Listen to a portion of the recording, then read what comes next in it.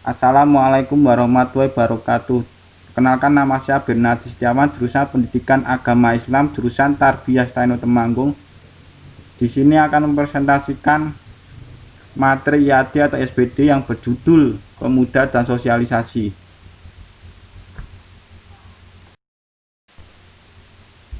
Bab 1.1, internalisasi belajar dan spesialisasi. Apa sih internalisasi belajar dan spesialisasi? Tiga kata tersebut sebenarnya memiliki definisi yang hampir sama. Proses terjadinya yaitu melalui interaksi sosial. Internalisasi lebih mengarah pada norma-norma individu yang menginternalisasikan norma-norma tersebut. Belajar lebih mengarah pada proses pembelajaran tingkah laku yang sebelumnya tidak dimiliki, sekarang telah dimiliki akibat proses pembelajaran tersebut. Sedangkan spesialisasi lebih mengarah pada kekhususan yang telah dimiliki oleh seorang individu. Dalam menjalankan kehidupan sehari-hari, kita pasti selalu bersosialisasi terhadap individu lain dimanapun kita berada. Perbedaan antar karakter menjadi identitas diri individu masing-masing. Perilaku setiap individu pun berbeda-beda. Karena dari itu membuat individu lain mengambil suatu tindakan yang berbeda-beda. Tindakan-tindakan yang diambil oleh masing-masing individu bisa dibagi menjadi dua, yaitu tindakan positif dan negatif. Yang positif akan diambil jika antar individu saling menghargai adanya norma-norma yang berlaku. Kalau tindakan negatif akan diambil jika antar individu tidak mengutamakan norma-norma yang ada, seperti saling egois, berbeda pendapat, merasa derajatnya lebih tinggi dari individu lain, dan sebagainya.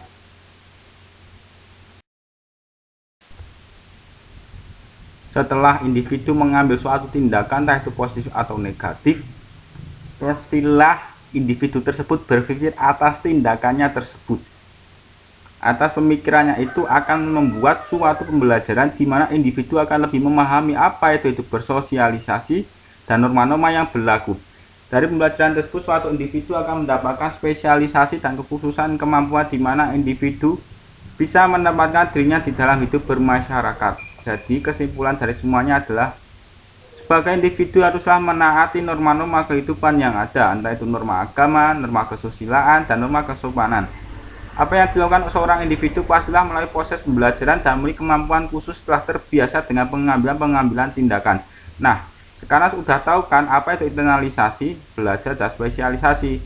So, buat kita makhluk sosial, ayo saling menghargai suatu perbedaan agar tercipta suasana kehidupan yang damai, tentram, dan sejahtera. Bab 1.2, Pemuda dan Identitas. Pengertian pemuda. Telah kita ketahui bahwa pemuda atau generasi muda merupakan konsep-konsep yang selalu dikaitkan dengan masalah nilai. Hal ini merupakan pengertian ideologis dan kultural daripada pengertian ini. Di dalam masyarakat, pemuda merupakan satu identitas yang potensial sebagai penerus cita-cita perjuangan bangsa dan sumber insani bagi pembangunan bangsanya. Karena pemuda sebagai harapan bangsa, dapat diartikan bahwa siapa yang menguasai pemuda akan menguasai masa depan.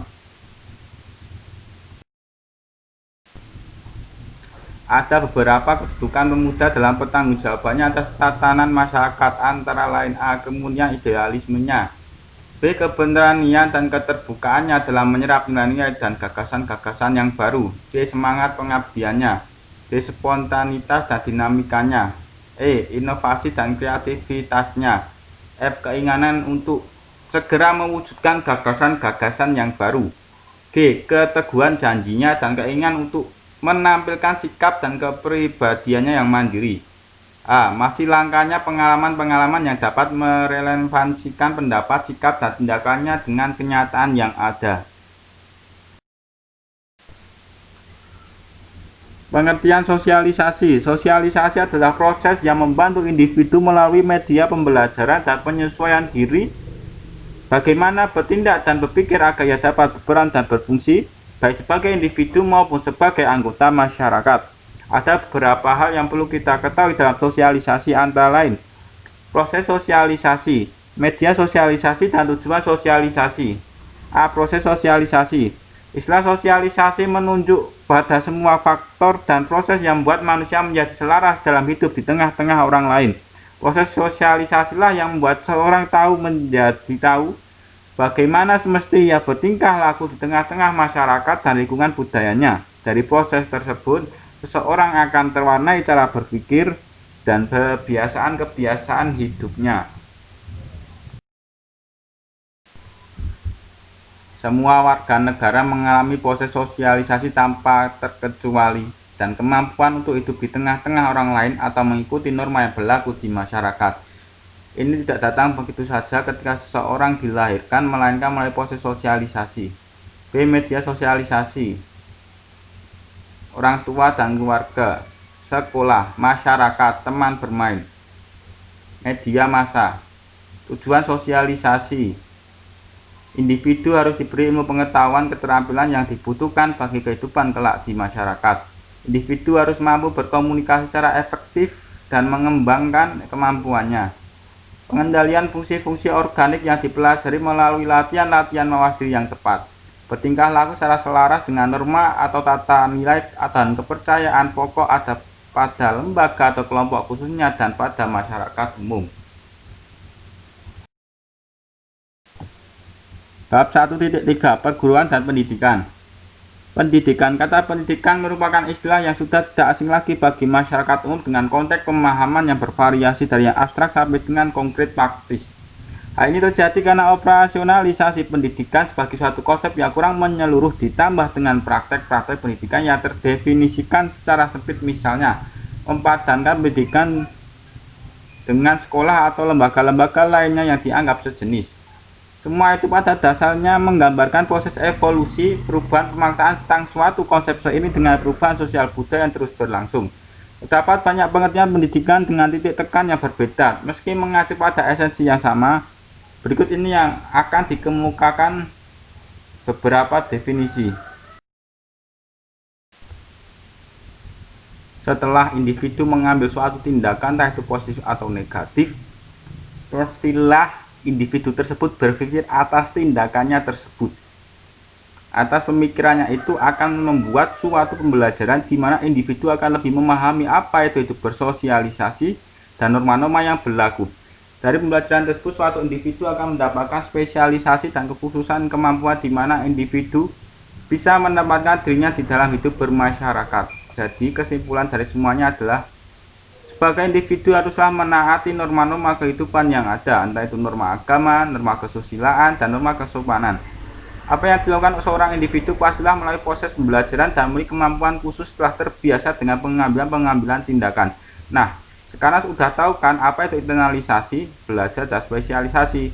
So, buat kita makhluk sosial, ayo saling menghargai suatu perbedaan agar terciptanya suasana kehidupan yang damai, tentram, dan sejahtera.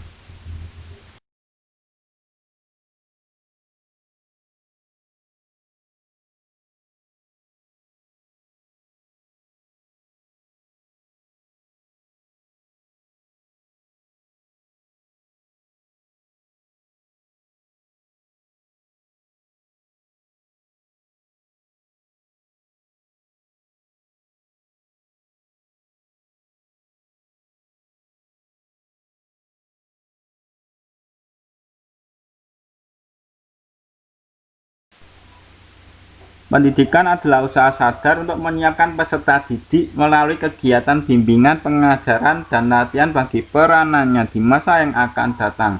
Undang-Undang Nomor 2 Tahun 1989.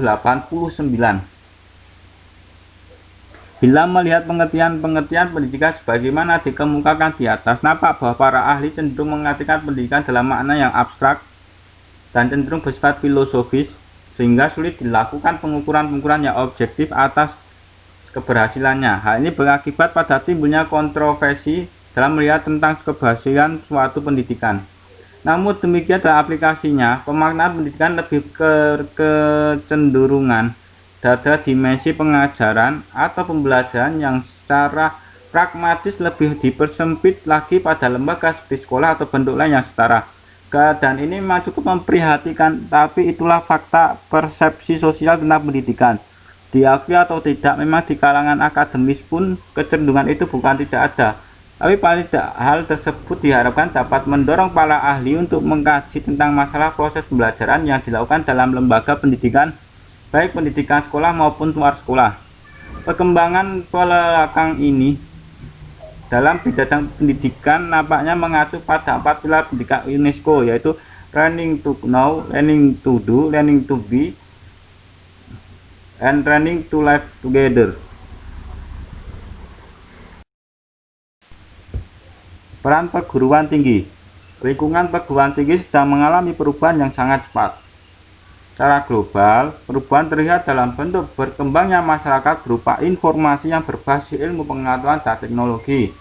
Dalam situasi yang demikian, penguasaan ilmu pengetahuan oleh individu dan organisasi akan menjadi prasyarat dan modal dasar bagi upaya pengembangan diri dan organisasi dalam situasi yang makin kompetitif. Dalam masyarakat yang demikian, setiap orang atau organisasi terpaksa dan dipaksa untuk selalu memperbaharui pengetahuan yang keterampilan jika ingin tetap hidup dan berkembang. Keadaan yang demikian menurut Profesor Suarso, Guru Besar ITB, disebabkan oleh cepatnya perubahan kebutuhan kompetensi perorangan ataupun organisasi dalam dunia yang penuh perubahan dan persaingan. Kondisi yang demikian memerlukan respon proaktif dari seluruh lapisan masyarakat. Terlebih-lebih lagi perguruan tinggi sebagai center of excellence jelas harus melakukan repositioning dalam konteks lingkungan eksternal melalui upaya restructuring internal yang terencana dengan baik, dilaksanakan dengan baik, dan dievaluasi dengan baik secara berkesinambungan dalam bingkai semangat.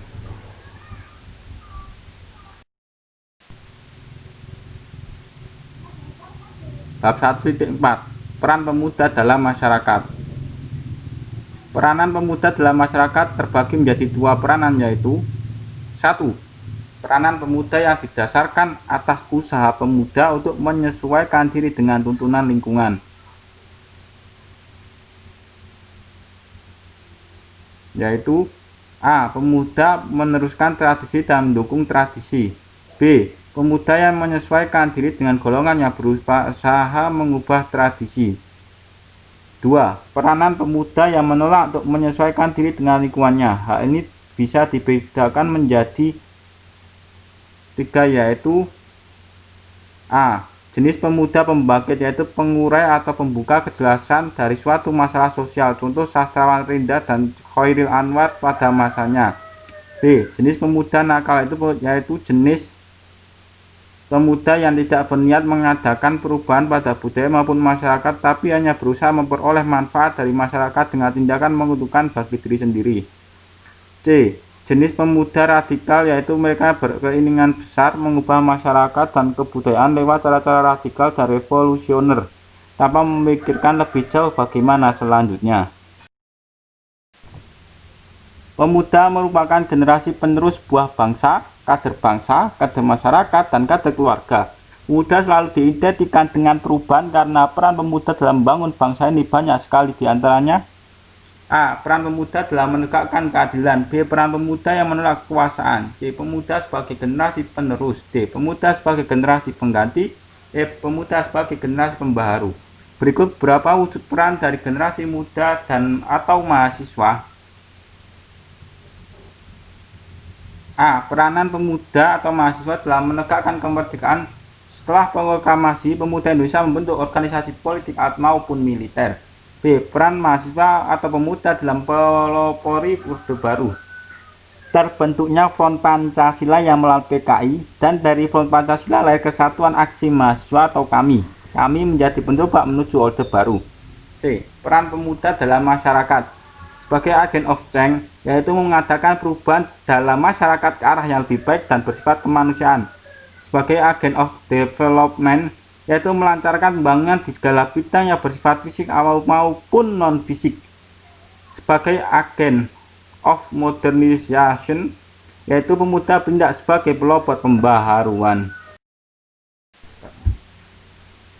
Kesimpulan. 1. Bunga internalisasi dan spesialisasi. Internalisasi lebih mengarah pada norma-norma individu yang menginternalisasikan norma-norma tersebut. Belajar lebih mengarah pada proses pembelajaran tingkah laku yang sebelumnya tidak dimiliki, sekarang telah dimiliki akibat proses pembelajaran tersebut. Sedangkan spesialisasi lebih mengarah pada kekhususan yang telah dimiliki oleh seorang individu. 2. Di dalam masyarakat, pemuda merupakan satu identitas yang potensial sebagai penerus cita-cita perjuangan bangsa dan sumber insani bagi pembangunan bangsanya. Sosialisasi adalah proses yang membantu individu melalui media pembelajaran dan penyesuaian diri, bagaimana bertindak dan berpikir agar ia dapat berperan dan berfungsi baik secara individu maupun sebagai anggota masyarakat.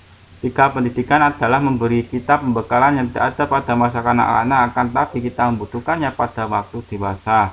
Rose.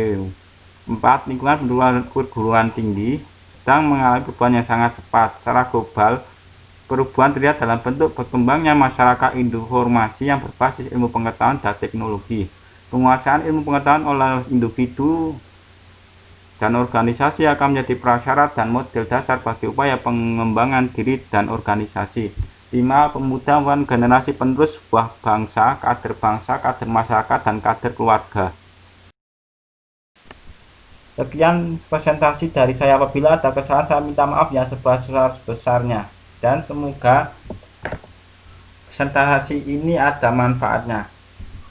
Terima kasih. Assalamualaikum warahmatullahi wabarakatuh.